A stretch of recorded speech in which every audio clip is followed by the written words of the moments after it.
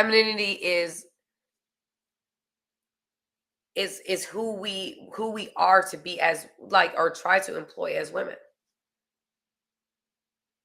Okay?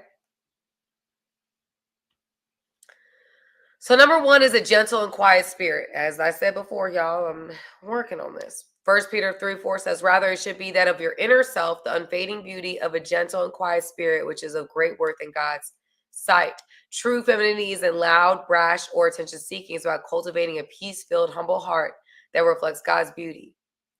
I think there's beauty in knowing when to be quiet. I think there's beauty in... there's a woman that coaches me, and she's very soft-spoken. She's very gentle, very soft-spoken. But when she speaks, you want to listen. Because when she speaks, it's like, oh, what'd she say?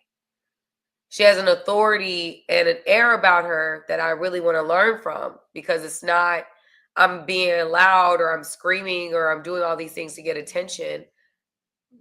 Because of the way that I speak, or the way that she carries herself, is so soft. It's so like, yeah, Sam, or yeah. Now, y'all, I may never be soft spoken. I may never be that, but I do want to be, and this the only word that comes to mind is I want to be a pillow. I want to be something that is soft. I want to be something that creates peace. I may not be soft spoken, but I want to create an atmosphere of peace in my home. I don't want to be somebody that whenever my person comes home, they trying to run away from me because I'm the Tasmanian devil just out here just spinning around, creating problems that aren't there. Now, I want my place of residence where I reside to be a place of peace. And this is not, somebody was talking about, well, is it manipulation to become wife material? I think it depends on what the goal is here. Like, am I doing this just to get this, or am I doing this to please God? I'm not becoming this characteristics because of my health. I'm not becoming studying scripture and trying to understand how to be a woman of God just because. I'm doing it because I want to please my creator. I'm not doing it. I don't have him. There's nobody in my world right now. I'm trying to practice these things now because I'm trying to please my God. Me getting married ain't about me. Yes, it is, a portion of it is to please the God, the man that God has sent to me. But my striving right now is about me pleasing God. My striving, where there is no man in my life.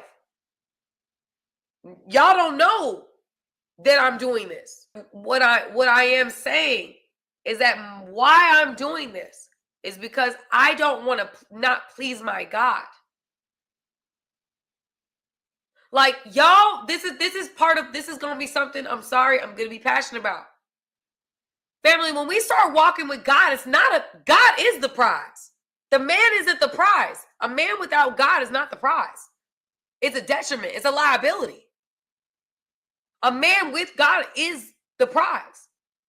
And I understand that in order for me to access, or God to allow me to have access to the man he has for me, is for me to be faithful in what he has called me to.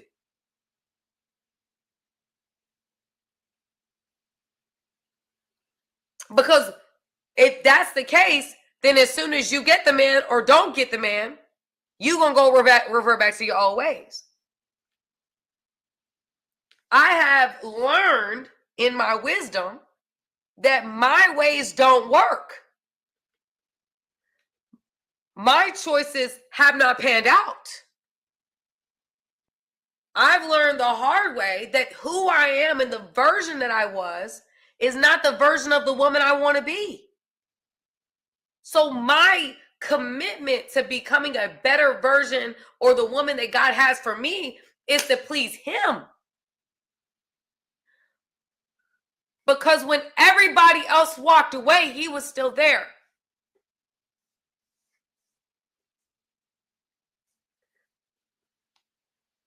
Because when the world rejected me, he still was there. He always chose me. He always had my back. My commitment to being this woman has nothing to do with actually being with a man. Has to be, it's the God that has decided to choose me anyway.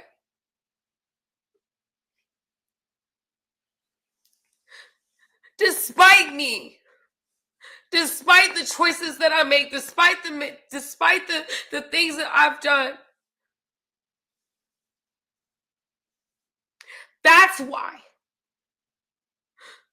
Whether God decides to or not, if God decides to have me walk down the aisle or not, I'm cool.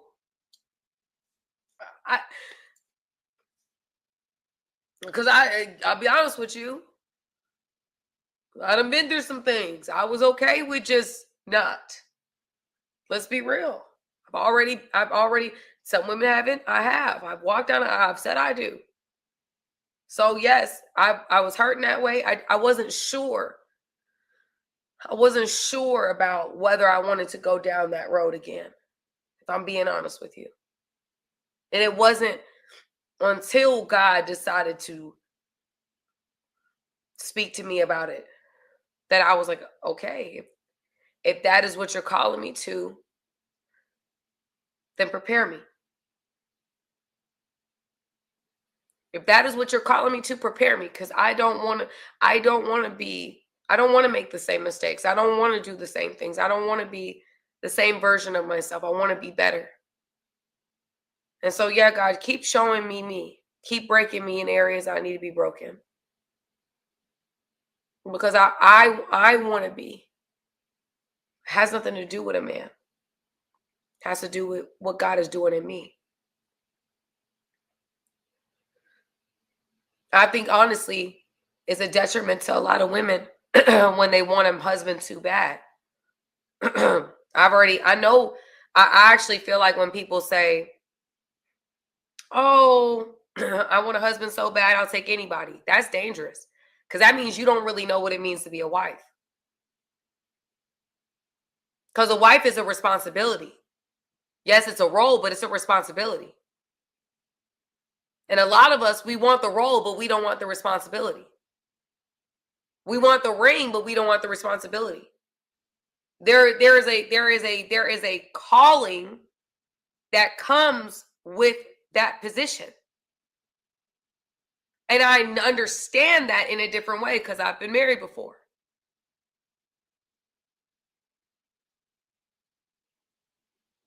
So in this process, God's like, okay, well,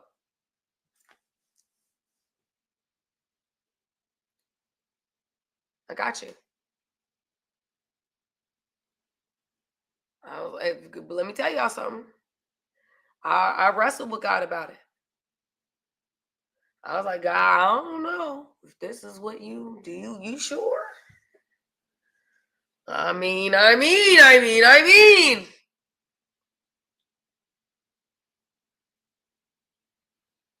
But God was like, yeah. And then told me through different people that I knew. I was like, okay, God, if that is it, well, then make me the best version of that I can be. Because I'm going to break generational curses with the decisions that I make. I want my daughter to see me do it right. I want my daughter to see me play. I want my daughter to see something different. That's why. That's why. Your girl ain't perfect. I haven't been there before. But a lot of us, we want this role of being a wife. We don't understand what it comes with. It comes with something. It's not just, oh my God, I'm like, I got a ring on my finger. Did y'all see the ring? Oh my gosh. Like, that's okay, that's cute and everything like that. But when the chips is down and the going gets rough, that ring ain't gonna mean too much. It just isn't. Are you still committed to the promise? Are you still committed to what? So when God said he was preparing me, I knew, okay, I better not mess this up. You know what I'm saying? Like, I better not mess this up. So God has been dealing with me. And so that's what I'm teaching you guys. I'm coming from a place of, look, God dealing with me. And I'm going to do it God's way. Somebody said, can you break down the responsibilities of a wife? I will. I'll do another live about what it means to be a wife. But number one thing you have to think about is Genesis, right? Let me break this thing down before, I'll also talk about the traits of femininity. And y'all, ladies, listen to me. Write this down. These traits, I'm telling you, you embody these traits. I don't know a man that's going to be around you that's not going to see you as a wife. Now, is he your husband? Take that to the Lord. But there's not going to be a man that is around you that's not going to see you as a wife if you embody these traits. Okay? Like that's what I'm giving y'all. That's the caveat. 5 traits. True femininity. Right? Not, oh, we look this way and we start so yes, yes, yes, agreeable. No.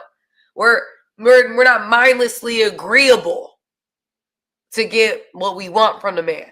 No, femininity is different. Hey guys, thank you for watching this video. I appreciate you guys.